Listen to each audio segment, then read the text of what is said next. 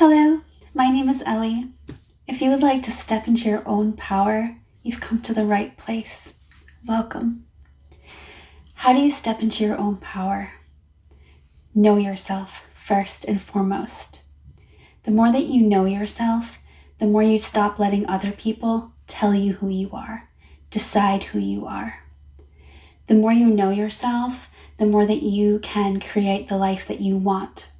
People will tell you who you are your whole life, starting from when you're a child. You are this name. You are, fill in all the adjectives, smart, dumb, weak, strong, your whole life.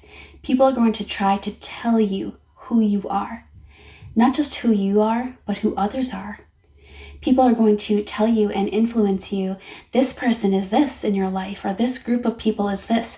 But you stand in your own power when you decide for yourself, when you shed through the labels and all the meaning that people have assigned to you, and you go within yourself and you get to know yourself, and you decide who you are and who you want to be in this life, and who others are as well. The next thing is that how you stand in your power is understanding that most of the suffering that you feel comes from the meaning that you give things. Nothing has inherent meaning without you giving it meaning. So when we understand this, and we also understand that we can either choose to focus on something or not focus on it. We can change a meaning if we want to as well. And when we know that there is no inherent meaning, we understand that we are creating this meaning. So I want to give you a personal example. I am not going to see my son for 2 weeks. He has chosen to live with his father, and through various reasons that are unimportant, I will not see him for 2 weeks. And the facts are, I'm not going to see him for 2 weeks, that I love him very much, and that I'm feeling some pain because of it. So standing in your power, you are not going to deny your pain. You're not going to dwell on it either. So I could really go on a tangent here of meaning for this. Life's not fair, and I'm losing this time, all kinds of things. But I can't be sure that any of those things are true. The only thing that I know 100% that is true and that I'm going to choose to focus on is that I won't see my son for 2 weeks, and that I love him, and that it's causing me some pain. So what I'm going to do is allow myself to feel that pain, the sensation of that pain in my body, without any story, any meaning that I want to assign to it.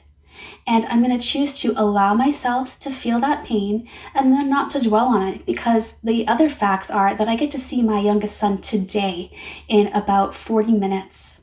And I have a lot of things that I love and get to look forward to. And even right now in this moment, I am feeding into my passion by making these videos.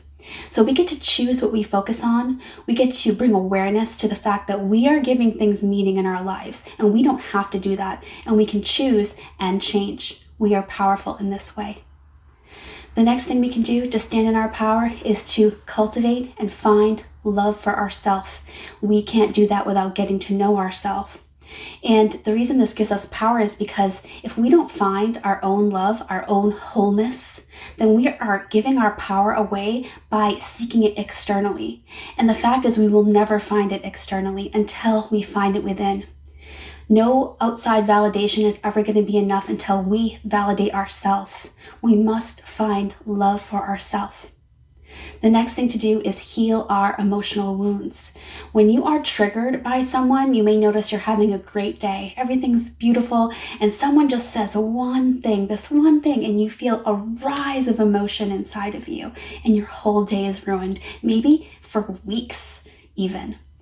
But when we go in and we heal these wounds, abandonment wounds, all types of wounds that start in our childhood but accumulate all through our life, we can do this through inner child work. I have a whole video about that.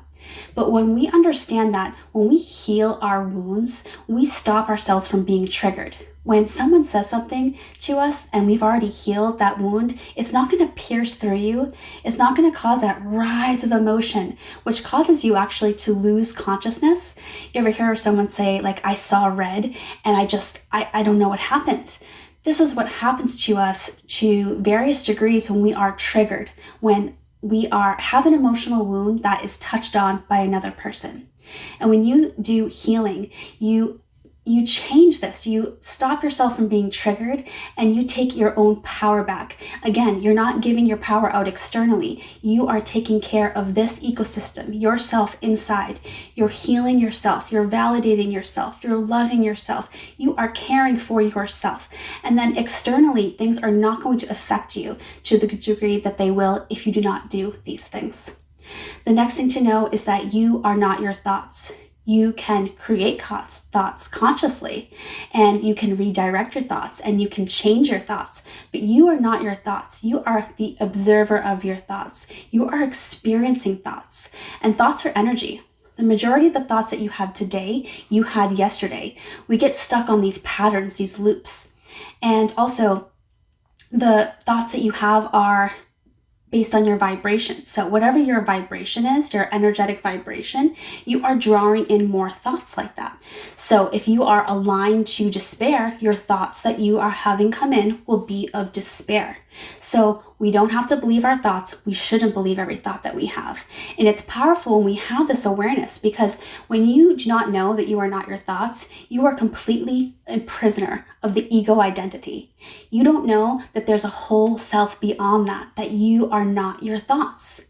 And what you can do at practice to separate and bring awareness to the self beyond the thoughts is to quiet your mind, fully bring your awareness to the present moment, and tap in and meet yourself, the real you, without the thoughts, that silent spaciousness, this part of you that is whole, that is peace, that is love, that is validated. You will meet yourself here in this quiet place beyond your thoughts, right here in the present moment. You are powerful. So stand in your power. Do not give your power away. Decide who it is that you are. I wish you so much luck on your journey. You are powerful. If you like this video, please like and subscribe, and I will love to connect with you soon. Thank you.